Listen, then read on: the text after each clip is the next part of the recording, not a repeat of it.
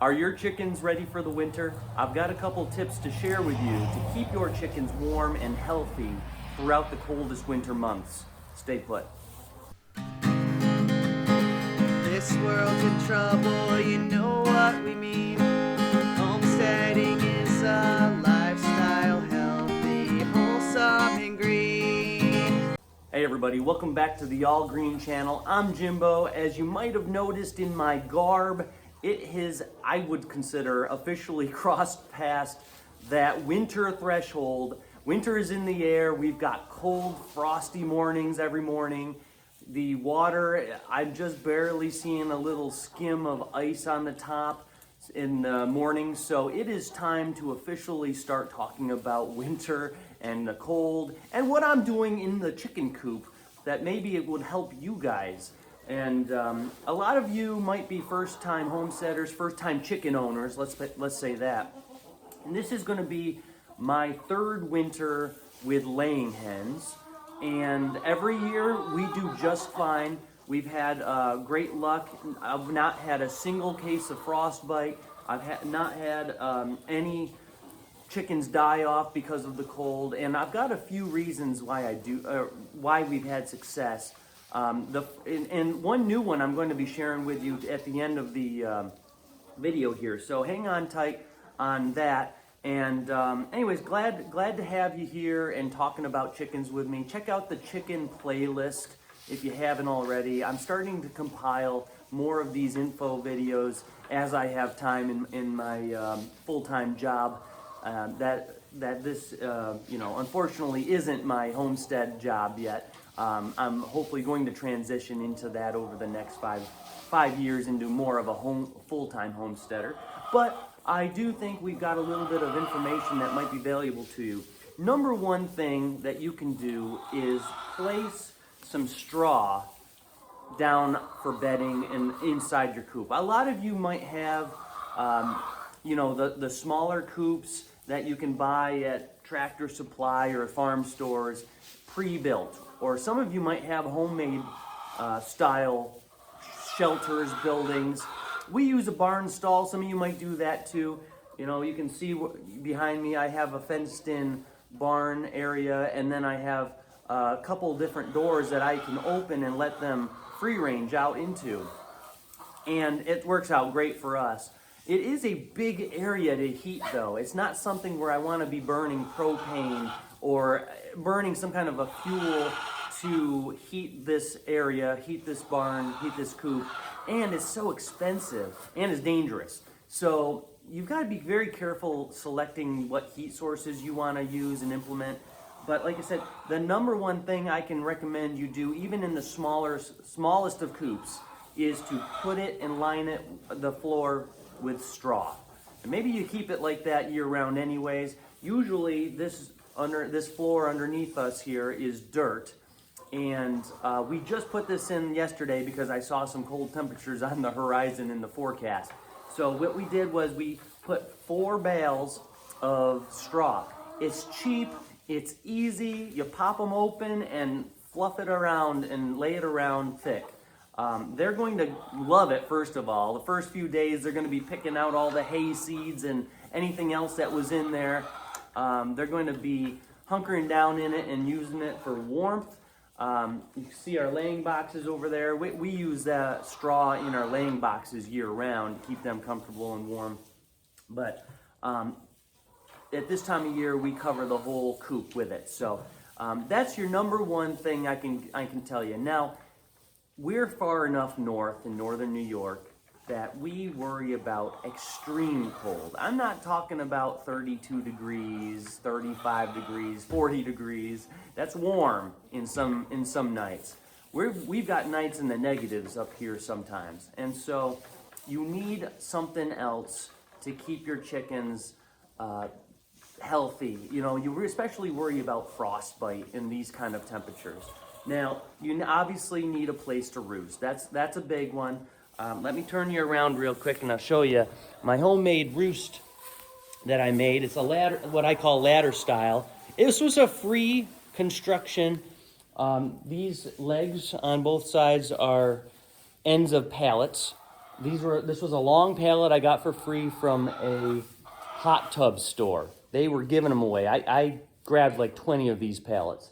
And all I did was I cut the middle out and put some branches that I cleared out of my field in there, screwed them in. They love it. They'll stack up 5 deep on each one. They hunkered together. That's really where the warmth comes from, guys, is them in their body heat coming together. Okay, so that's vital. You need a place for them to lay and roost together, and they will maintain their heat that way. Where I was going earlier was you need for that extreme temperature difference, the extreme cold, you really need a little boost. A lot of people historically have used heat lamps, okay? Those are fine. We used them the first year. They worked. I can tell you, I think we had 6 heat lamps hooked up. We did not use them every night. We only used them on the coldest nights, and we still increased our power bill by like $30 a month. It was a lot, in my opinion, okay? I won't do that again. Plus, you hear about these barn fires, and you hear about mixing that kind of extreme heat source with straw and combustible material. It's not something I want to risk. You know, everybody has their own risk tolerance.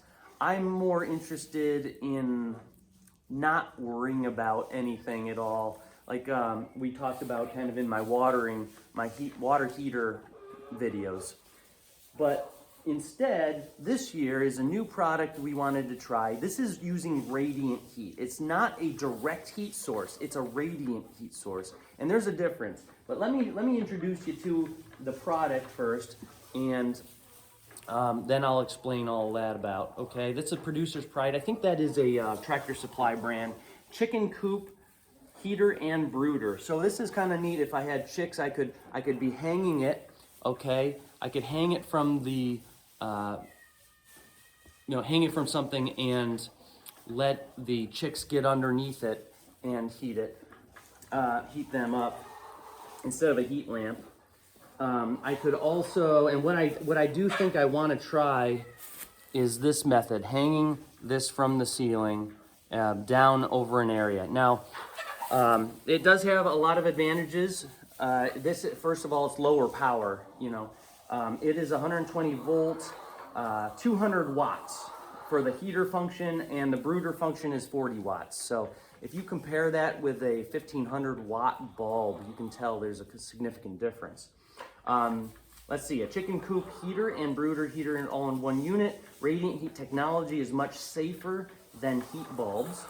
Certified zero clearance, uses 87% less energy than a 1500 watt heat lamp. Dual position switch, so it's got a switch, you can change it. 3 position height adjustment for brooder. And heater can stand vertically, horizontally, or hang. So, there's a lot of versatility with these things. Built-in thermostat maintains a constant temperature. It is a convenient in-cord switch, which is great. I did find this information. I won't read it all to you. It has information about how radiant heat works. Instead of putting out a heat, like a direct heat, like a bulb, picture your heat lamp, putting that heat out and just warming the one side of your chicken. Okay, this is a radiant heat, which is using electromagnetic fields to heat up the object. It's not just the one side of the object, the chicken. It is the whole chicken, which in turn then radiates that heat back out from their body. So ultimately, you're heating up your coop easier, more efficiently using radiant heat. Obviously, it's safer. Obviously, there's 87% less energy usage. I love all the pros. I just love all of that. This is the item right here.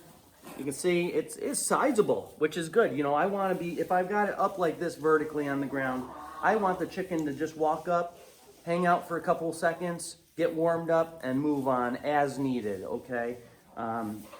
That's kind of the thinking. Or, what I said before, I might try hanging it. You can see there's some areas to grip onto it from the top, and I could just hang it from the ceiling. So you know, nice and high, you know, maybe 2-3 feet above the ground, probably 2 feet, and that they can go underneath as needed. I actually have 2 of these. I believe they were about $25, $30 each.